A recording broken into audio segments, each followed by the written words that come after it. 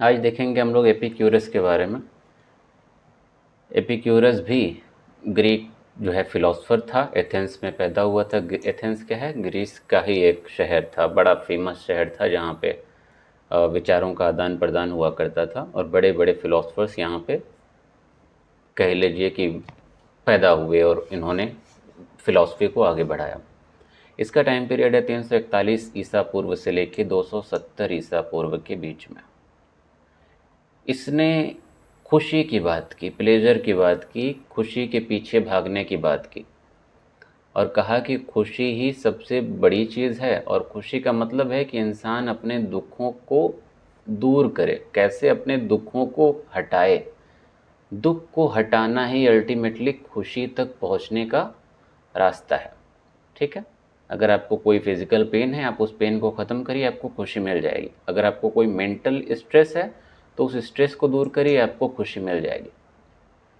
यही रास्ता एपिक्यूरस ने बताया और उसने पूरी फिलॉसफी और अपना एथिक्स इसी पे बेस्ड रखा कि कैसे ज़िंदगी को आसान करके, ज़िंदगी को सिंपल बना के, इंटेलेक्चुअलिटी के साथ अपनी तकलीफ़ को इंसान कम करके ज़िंदगी में खुशी के रास्ते को अपना सकता है। यही आपका एक ओवरव्यू इसका है। अब आते हैं इसकी डिटेल में, थोड़ा सा घुस के देख लेते हैं कि एक्चुअल में ये क्या कह रहा है। तो जो फ़िलॉसफ़ी खुशी की बात करती है कि इंसान को खुशी के पीछे भागना चाहिए, प्लेजर के पीछे भागना चाहिए, सुख क्या है उसके पीछे भागना चाहिए, उस फ़िलॉसफ़ी को हम लोग बोलते हैं हिडोनिज़्म। ठीक है, आपने चारवाक फ़िलॉसफ़ी पढ़ा था ना बहुत पहले। तो चारवाक फ़िलॉसफ़ी भी बेसिकली क्या है, वो कह रहे हैं ना कि जो दिल में आए वो करो। ठीक है, जो अच्छा लग रहा है वो करो, किसी और को उससे तकलीफ़ हो रही है तो भी मत सोचो, तुमको सुकून मिल रहा है तो तुम करते रहो, वो भी एक तरीके का हिडोनिज़्म है। ठीक है, फिलॉसफी में इसको हिडोनिज़्म बोलते हैं। तो हिडोनिज़्म कई तरीके का होता है, तो एक हिडोनिज़्म वो भी था चारवाक वाला कि हाँ जो अच्छा लग रहा है करते जाओ, सुख के पीछे भागते जाओ। और एक हिडोनिज़्म यहाँ पे इनका भी है, लेकिन इनका हिडोनिज़्म अलग है। वो ये नहीं कह रहे हैं कि दूसरे को तकलीफ़ दे के भी अगर सुख मिल रहा है तो वो ढूंढो बैठ के। इनका हिडोनिज़्म बस इतना कहता है कि आप खुशी के पीछे जाइए, खुशी की तलाश करिए और खुशी की तलाश करने का एक ही रास्ता है और वो ये कि आप अपने दुख से आज़ादी पाइए, अपने दुख से आज़ादी पाने का रास्ता खोजिए। इसी को बोला उन्होंने अट्राक्सिया। और उस रास्ते को पहुंचने के लिए उन्होंने भी पूरा मेथड बताया था कि कैसे आप उस खुशी के रास्ते पे पहुंच सकते हैं, कैसे आप अपने ज़िंदगी को आसान बना के तार्किक तरीके से और जो है सुख की प्राप्ति कर सकते हैं। इसको एक्सप्लेन करने के लिए उन्होंने कई सारे जो है एग्जाम्पल्स दिए। जैसे कि एक खुशी ये भी है कि आपने एक गाड़ी ली और आपको जो है सुकून मिल गया, और एक खुशी ये भी है कि आपने 4 साल तक एक्सरसाइज की या जो है अपने जो है मोह माया पे कंट्रोल किया और आपको सुकून जो है नेचर में ही रह के मिलने लगा। दोनों में सुकून मिल रहा है, दोनों में खुशी मिल रही है। तो उन्होंने कहा कि जो आप 4 साल पेशेंस के साथ, सब्र के साथ अपनी ज़िंदगी को सिंपल बना रहे हैं और उससे जो खुशी मिल रही है वो कहीं ज़्यादा बेहतर है आपके गाड़ी लेने से। ठीक है, तो आसान भाषा में उन्होंने कहा कि जो फिज़िकल प्लेजर है उससे ज़्यादा बेहतर आपका मेंटल प्लेजर है, क्योंकि जो मेंटल प्लेजर है वो हमेशा हमेश के लिए लगभग है, बहुत लंबे वक्त के लिए, क्योंकि आपने अपने दिमाग पे कंट्रोल पा लिया। आप सिंपल लाइफ में यकीन करने लगे और सिंपल लाइफ में भी आपको खुशी मिलने लगी। और जो आप फिज़िकल प्लेजर के पीछे भागेंगे, सामान के पीछे भागेंगे, वक्ती खुशी के पीछे भागेंगे, वो आपको वक्ती ही रहेगी। उसके बाद ख़त्म होने के बाद फिर से आपको एक इच्छा जो है जागेगी मन में। एक इच्छा पूरी होने पे दूसरी इच्छा मन में पैदा होगी। कहते हैं ना, लालच कभी पूरी नहीं होती। तो वही बात है, इसलिए फ़िज़िकल प्लेजर से ऊपर इन्होंने किसको रखा, मेंटल प्लेजर को रखा। और वही मेंटल प्लेजर अल्टीमेट क्या है, शांति की ओर लेकर जाएगा।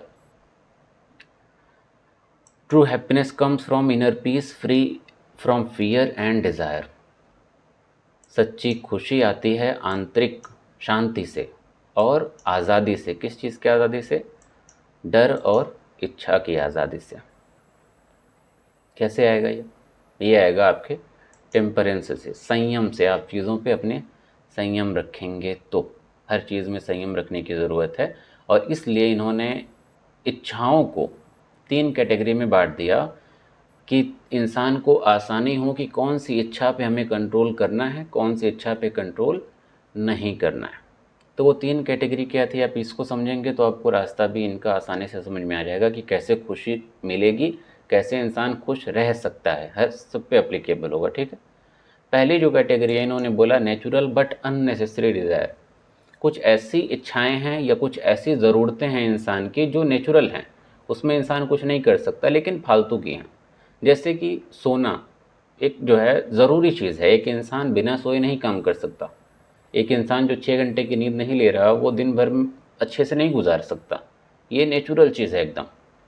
तो इसका मतलब क्या है कि उसको 24 घंटे में से कम 6 घंटा उसको देना ही देना पड़ेगा सोने के लिए, कुछ भी कर ले। तो नेचुरल चीज़ है, लेकिन आप ये भी सोच सकते हैं ना कि मेरे खुद ही 24 घंटा कम पड़ रहा है लेकिन 6 घंटा बताओ सोने में चला जा रहा है, तो इंसान को लगे फालतू की चीज़ है। तो ऐसी कुछ चीज़ें हैं जो नेचुरल तो हैं लेकिन अननेसेसरी कहीं ना कहीं हैं।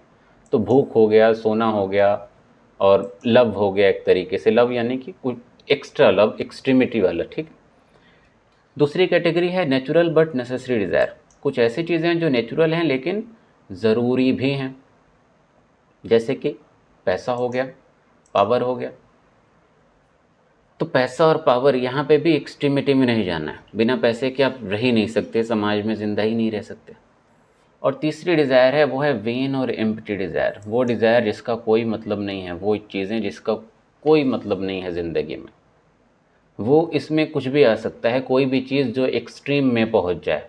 पैसा है वो भी अगर एक्सट्रीम में पहुंच जाए, कोई भी नॉर्मल भी अगर कोई इच्छा थी वो भी अगर एक्सट्रीम में पहुंच जाए, जैसे लालच में वो कन्वर्ट हो जाए, तो वो भी क्या है, वो भी वेन डिज़ायर्स है। तो इन सारी कैटेगरीज़ में जो चीज़ें आएंगी, इस मतलब थर्ड कैटेगरी में, उसको कंट्रोल इंसान करेगा तो वो मतलब आत्मिक शांति की तरफ पहुँचेगा। और इसमें आएगा वो भी स्टेबिलिटी जो है माइंड की, कि इंसान अपने इमोशंस पे भी कंट्रोल करे। अगला इनका कॉन्सेप्ट था पॉलिटिक्स के बारे में। पॉलिटिक्स के बारे में इन्होंने कहा था कि इंसान पॉलिटिक्स से दूर रहे। ठीक है, तो ज़्यादा इसमें घुसने की ज़रूरत नहीं। तो बेसिकली इनका यही एक जो है रास्ता था। और एक लास्ट में मेटलिज्म पे भी फोकस किया था। तो मेटलिज्म का हम लोगों से कोई कनेक्शन नहीं है, इसमें हम बस डाल दिए।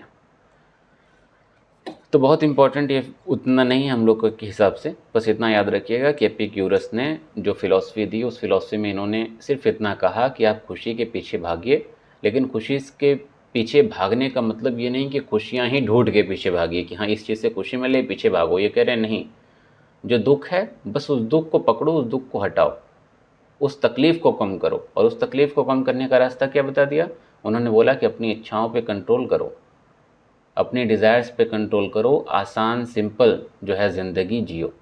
और वो जो है इच्छाओं पे कंट्रोल करने के लिए 3 कैटेगरी बता दी। यही सिंपल सी फिलॉसफी है, तो याद रखिएगा।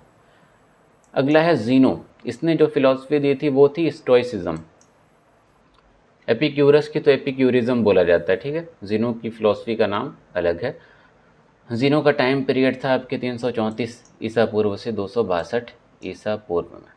बाद में इससे प्रभावित होकर भी और कई सारे फिलोसफर्स आए थे। इसने क्या कहा, इसकी बेसिक फ़िलॉसफी कहती थी कि वर्च्यू सब कुछ है और वर्च्यू ही जो है अल्टीमेट गोल होना चाहिए इंसान का। और वर्च्यू क्या है ये आपको पता है। जैसे टेम्परेंस भी एक वर्च्यू है, जस्टिस एक वर्च्यू है। कोई भी वैल्यू जो इंसान के अंदर इंटरनलाइज्ड हो जाए वही तो वर्च्यू है। तो इसमें जिस वर्च्यू की इन्होंने बात की वो था आपका रीज़न और सेल्फ डिसिप्लिन, तर्क। और इंसान खुद को सेल्फ डिसिप्लिन कर दे तो ज़िंदगी सफल हो जाएगी, इंसान अपनी ज़िंदगी में खुश हो जाएगा। क्या है core principle? Virtue is the only good, happiness come from moral virtue not material possessions और प्लेजर्स।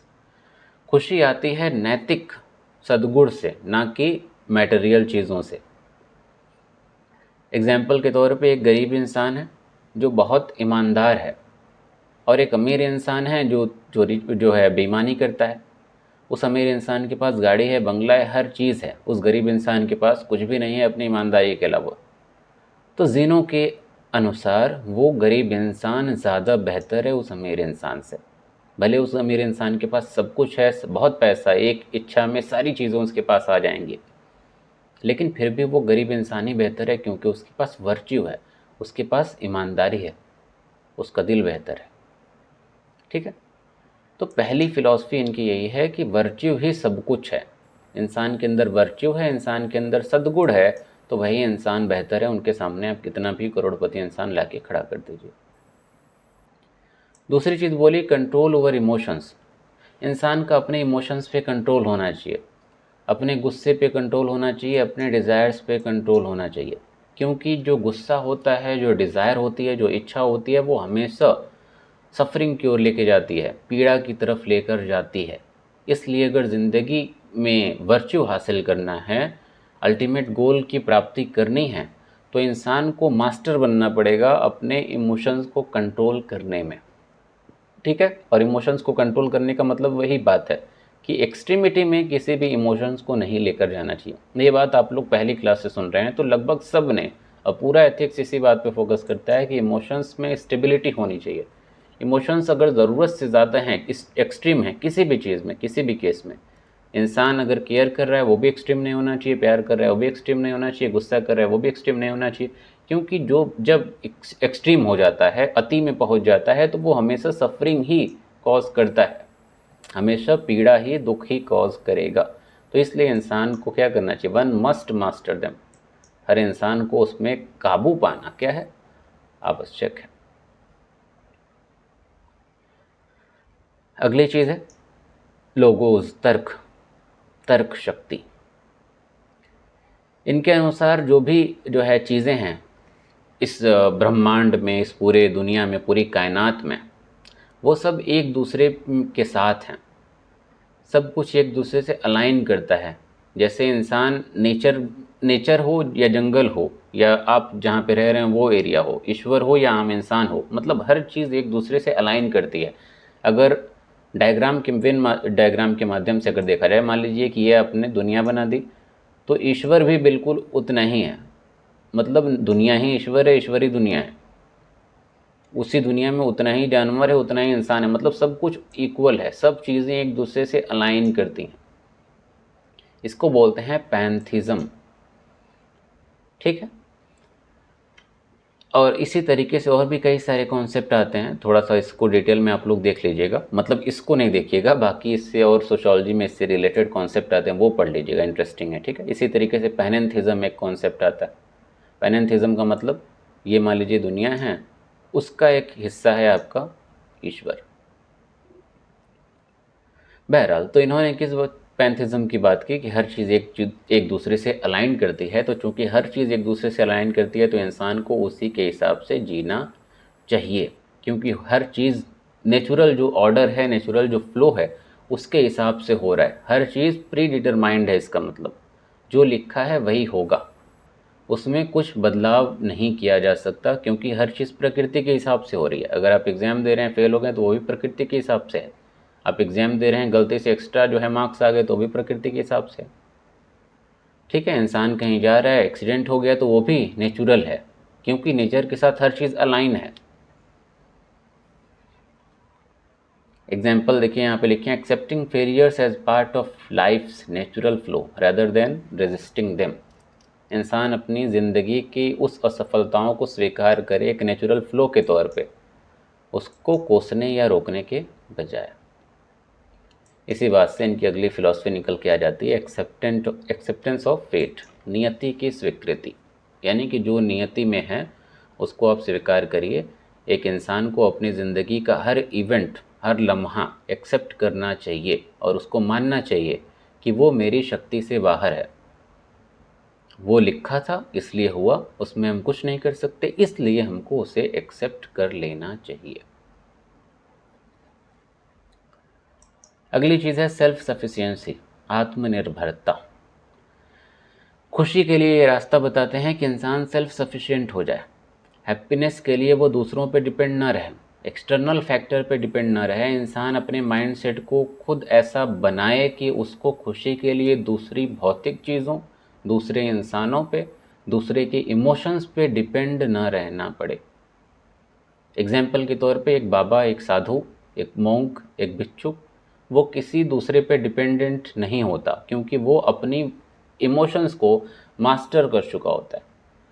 जो बाबा लोग होते हैं आप देखिए, कभी वो दुखी दिखेंगे, वो तो पूरा परिवार छोड़ के रहते हैं, संन्यास लेके रहते हैं, लेकिन दुखी नहीं रहते ज़िंदगी में, क्योंकि वो अपने इमोशंस पे कंट्रोल कर चुके होते हैं।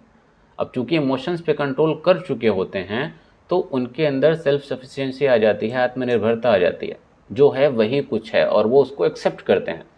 और एक्सेप्ट करते हैं तो जाहिर सी बात है उनकी जो दूसरों पे डिपेंडेबिलिटी है, निर्भरता है, वो खत्म हो जाती है। और ख़त्म हुई तो फिर इंसान क्या रहेगा, उनके उस चीज़ों के बिना भी ज़िंदगी में हमेशा खुश रहेगा। तो यही बात यहाँ पे ये कह रहे हैं कि सेल्फ सफिशिएंसी होनी चाहिए। अपनी खुशी के लिए आप दूसरों पे निर्भर मत रहिए। दूसरों पे का मतलब कोई भी एक्सटर्नल फैक्टर पे डिपेंडेंट ना बनिए। तो यही थी बेसिकली आपके ज़ीनो की फ़िलॉसफी। अगर दोनों का कंपैरिजन किया जाए, एपिक्यूरियनिज़्म का और स्टोइसिज्म का, तो एपिक्यूरियनिज्म प्लेजर पे ज़्यादा फोकस कर रहा है कि आप दुख कम करके कैसे सुख के पीछे भागिए, और स्टोइसिज्म क्या कह रहा है कि आप अपने अंदर वर्च्यू लाइए और ये मानिए कि जो कुछ जो है दुनिया में हो रहा है वो सब नेचर के अकॉर्डिंग हो रहा है, पहले से सारी चीज़ें हैं, नेचुरल हैं, आप उसको एक्सेप्ट करिए। मेन जो है ज़िंदगी का गोल यही बताते हैं। दुख के बारे में दोनों की क्या राय है? एपिक्यूरिज्म ने कहा कि दुख जो है उस दुख को अवॉइड करिए, उस दुख से बचिए, तभी आप खुशी तक पहुंचेंगे। स्टोइसिज्म वाले क्या कह रहे हैं कि दुख जो है वो नेचर के अकॉर्डिंग है, जो हो रहा है, जो दुख तकलीफ मिल रही है उसको आप एक्सेप्ट करिए। इमोशंस के बारे में एपिक्यूरिज्म ने क्या बोला कि कुछ चीज़ें जो है अच्छी हैं, जैसे कि आपने डिज़ायर की 3 कैटेगरी देखी ना, तो उसमें कुछ चीज़ें नेचुरल बताएं, कुछ चीज़ें उसने फालतू बताएं। और स्टोइसिज्म क्या कह रहे हैं, इमोशंस पे आप कंट्रोल करिए, अपने इमोशंस को आप मास्टर कर लेंगे तो ज़िंदगी भी आपकी बेहतर हो जाएगी।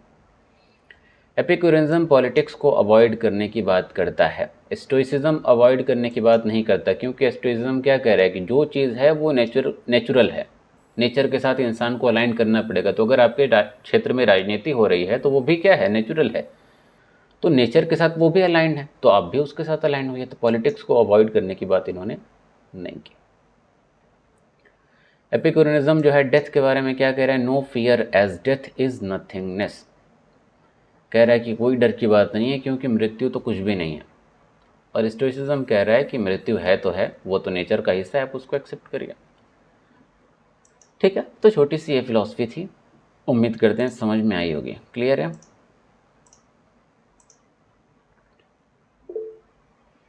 सबको?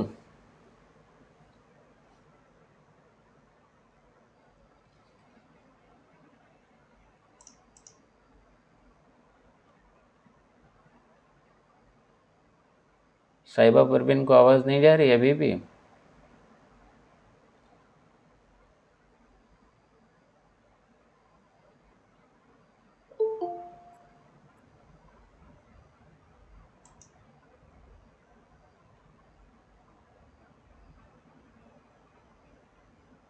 चलिए, अब नहीं जा रही तो क्या बताएं।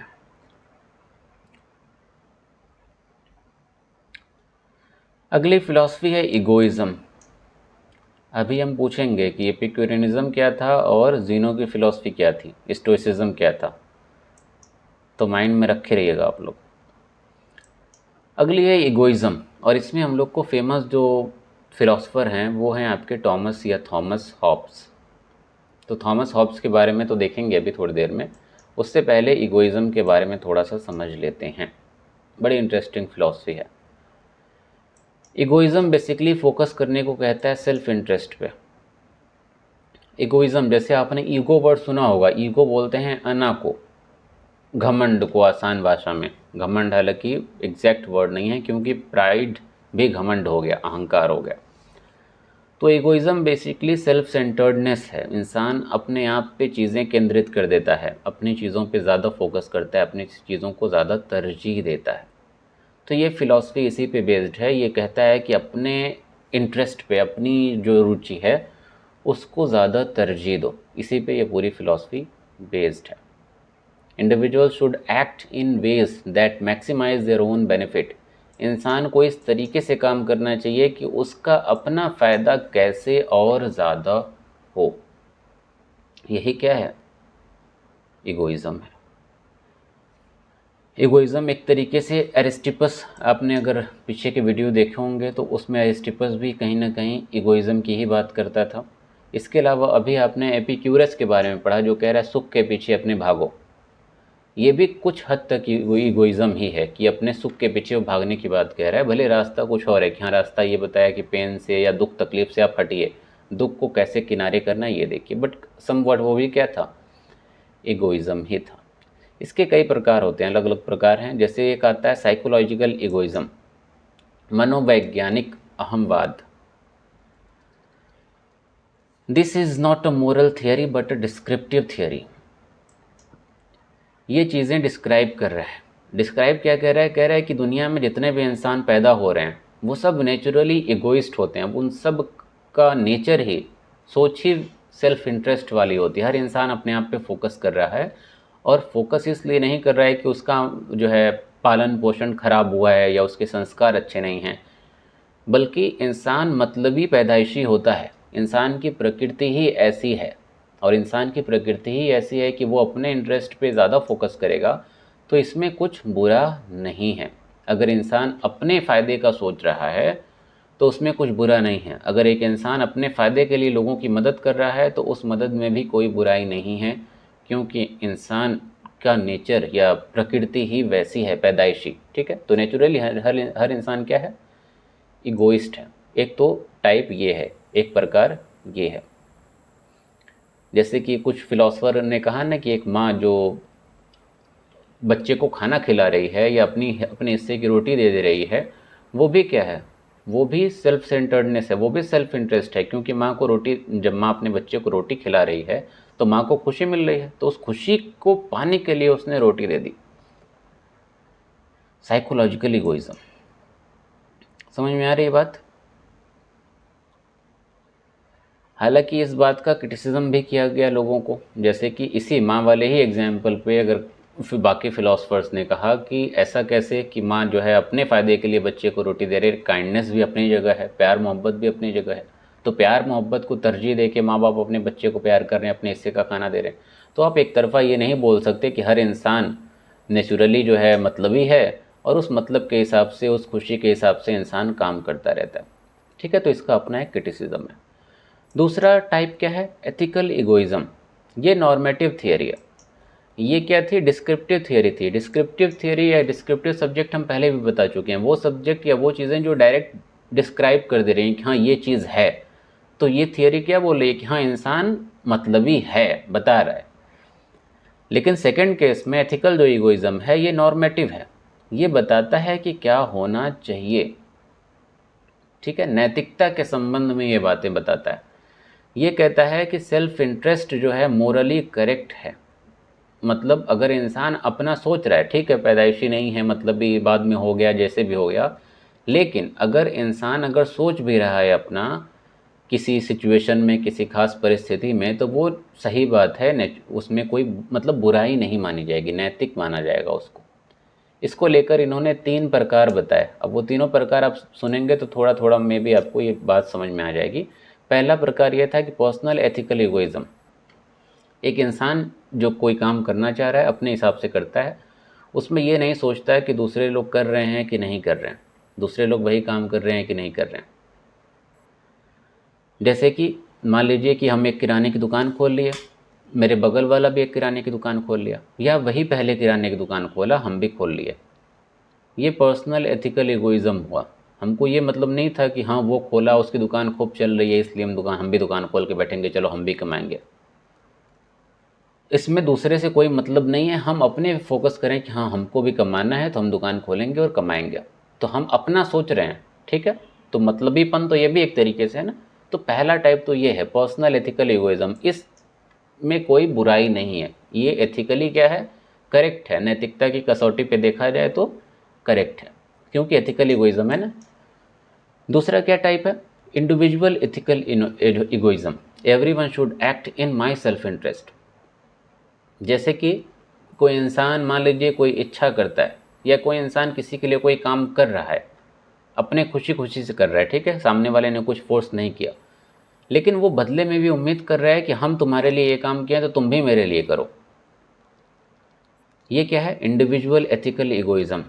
कि हम बदले में वही चाह रहे हैं। हमने अपने सेल्फ इंटरेस्ट के हिसाब से, अपनी इच्छा के हिसाब से काम किया, सामने वाले ने कोई डिमांड नहीं रखी कि तुम मेरे हिसाब से काम करो, आपने खुद उसको वो चीज़ परोस दी, कोई भी चीज़ है तो और बदले में भी आप वही उम्मीद करें कि चलो अब तुम भी हमको परोसो, ये भी क्या है, सेल्फ इंटरेस्ट है। तो सेल्फ इंटरेस्ट में आपने खुद काम भी किया और फिर अपने सेल्फ इंटरेस्ट के हिसाब से आप दूसरे से भी उम्मीद कर रहे हैं कि तुम मेरे हिसाब से काम करो।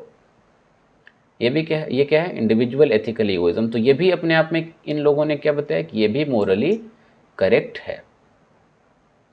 तीसरा है universal ethical egoism. Everyone should act in their own self interest. ये कह रहा है कि ज़रूरी नहीं कि हम जो तुम्हारे लिए कर रहे हैं तुम भी मेरे लिए वही करो। मेरे सेल्फ इंटरेस्ट के हिसाब से या मेरी इच्छा के हिसाब से मैंने जो काम किया, तुम्हारी इच्छा के हिसाब से तुमको जो काम करना है तुम वो करो। मेरी इच्छा से जो काम सही है, तुम्हारी इच्छा से वही काम सही हो ज़रूरी तो है नहीं। तो इसलिए तुम अपनी इच्छा वाला करो, हम अपनी इच्छा वाला करेंगे। हर इंसान अपनी अपनी इच्छा के हिसाब से काम करता रहे, किसी को कोई दिक्कत नहीं है। सब लोग मतलबी बन जाएं और सब लोग अपने हिसाब से, उनके हिसाब से जो सही है वो इंसान करता रहे। 3 प्रकार इसमें आपको दिखाई दिए। उम्मीद है ये चीज़ें समझ में आई होंगी। लेकिन इसका भी अपना एक क्रिटिसिज्म है कि हर इंसान अगर अपने हिसाब से काम करेगा तो दूसरों को तकलीफ होगी ही। जैसे अगर तीसरे केस की बात करें, यूनिवर्सल एथिकल इगोइज्म, कि हर इंसान अपने अपने मतलब से काम कर रहा है, तो फिर तो पूरी अनार्की आ जाएगी ना, पूरी अराजकता समाज में आ जाएगी। हर इंसान अपने हिसाब से काम करेगा तो उसमें कुछ इंसान गलत इच्छाएं भी रहेंगी मन में और वो गलत इच्छाओं का भी पालन करेगा, तो समाज तो फिर रहने लायक नहीं बचेगा। इससे दूसरों को तकलीफ देंगे, दूसरों को परेशान करेंगे। तो इसलिए इसका भी अपना एक क्रिटिसिज्म है। सेकंड केस का भी क्रिटिसिज्म है कि हम तुम्हारी इच्छा से काम कर, अपनी इच्छा से काम किए और फिर तुमको भी मेरे हिसाब से ही काम करना पड़ेगा। तो ये भी क्या है, ये भी दूसरों को नुकसान करेगा। जाहिर सी बात है कि आपने बिना मांगे अपनी इच्छा से कोई काम किया और फिर सामने वाले से वही चीज़ आप चाह रहे हैं, अगर उसकी इच्छा नहीं है तो ज़बरदस्ती कैसे वो देगा। तो इसमें भी क्या हुआ, आप दूसरों को हार्म कर रहे हैं, दूसरों को तकलीफ दे रहे हैं।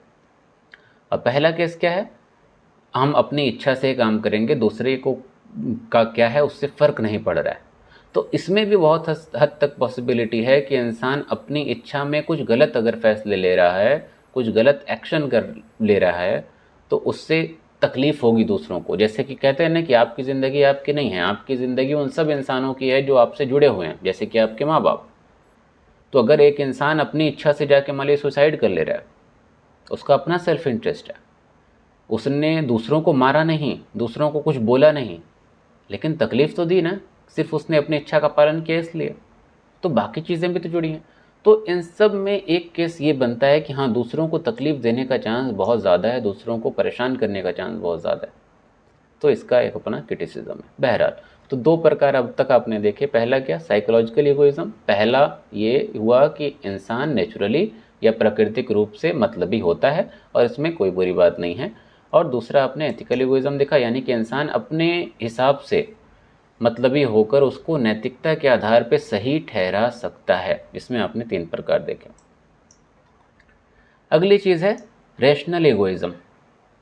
रैशनल इगोइज्म क्या कहता है कि इंसान तर्क के हिसाब से मतलबी हो सकता है, इसमें कोई बुरी बात नहीं है। लॉजिक और तर्क अगर है, उसकी रुचि को, इंसान के सेल्फ इंटरेस्ट को, अगर इंसान के फ़ायदे को एक लॉजिक समझ रहे हैं ना, लॉजिक और तर्क अगर उसको सही ठहरा रहे हैं तो उसमें कोई बुरी बात नहीं है। जैसे कि एक स्टूडेंट है, वो अपने करियर पे, अपनी पढ़ाई पे फोकस करने के लिए कोटा में कोचिंग लेके करके वो रूम में अपने आप को बंद कर देता है और वो पढ़ता है, दोस्त वगैरह के फ़ोन नहीं उठाता, ये सारे काम नहीं करता। तो ये क्या है, इस इंसान को हम क्या कहेंगे, क्या वो मतलबी हो गया? तो मतलबी तो हो गया, लेकिन ये किस में आएगा, रेशनल इगोइज्म में, तार्किक मतलबी कह लीजिए इसको आसान भाषा में, कि वो उसके पास तर्क है कि हाँ, वो अभी स्टूडेंट है तो पढ़ाई उसके लिए ज़रूरी है और पढ़ाई ही ज़रूरी है, इसलिए वो पढ़ेगा। घूमने फिरने के लिए बहुत टाइम है, मौज मस्ती करने के लिए बहुत टाइम है, हम बनने के बाद सब कर लेंगे। तर्क है ना इसमें। तो ये भी तो मतलबीपन एक तरीके से है कि अपने पढ़ाई के लिए, अपने मतलब के लिए उसने सबसे रिश्ता किनारे कर लिया, सबसे जो है सब कुछ ख़त्म कर लिया और पूरी तरीके से अपने पढ़ाई पे फोकस कर रहा है। तो एक तार्किक डिसीजन है, लेकिन इसमें भी एक मतलबी जो है चीज़ें हैं, इसलिए इसको बोलते हैं क्या, रेशनल इगोइज़म। ठीक है।